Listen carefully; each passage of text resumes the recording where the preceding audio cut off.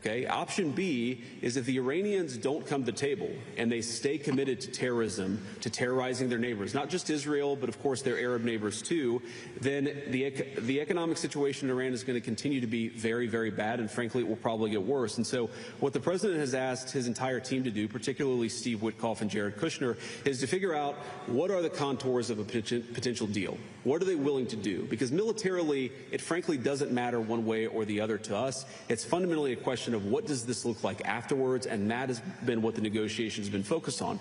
And the president's also been very clear that while the Iranians are trying to exact as much economic cost through the Straits of Hormuz, the United States has the ability to extract much greater economic costs on Iran than Iran has on an ability to extract costs on us or on our friends in the world. So I hope that they're smart. The president has set a deadline for about 12 hours from now in the United States. We're going to find out, but there's going to be a lot of negotiation between now and then, and I'm hopeful that it gets to a good resolution.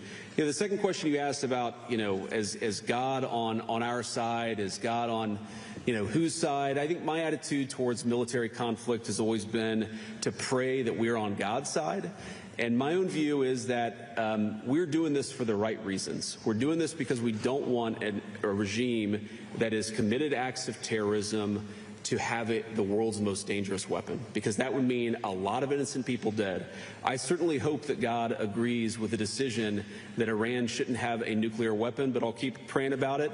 And if he gives me a good answer, you'll be the first to know, Natalie. Next question.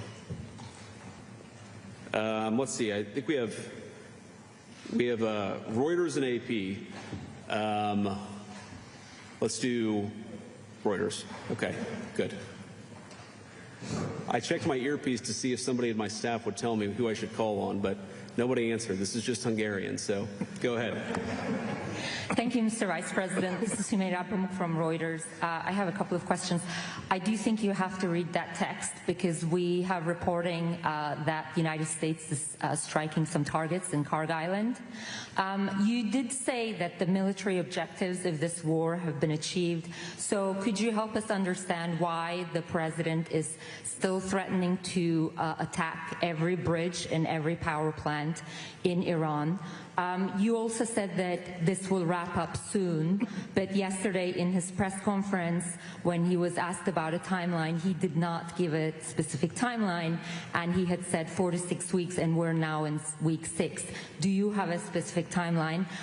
Excuse me, these are spontaneous questions. That's a lot of questions. Okay, I'll stop. I mean, the Hungary question is this: if Prime Minister Orban loses, does the United States commit to working with the new leader? Will you have a golden age relationship with the new leader? Thank you so much.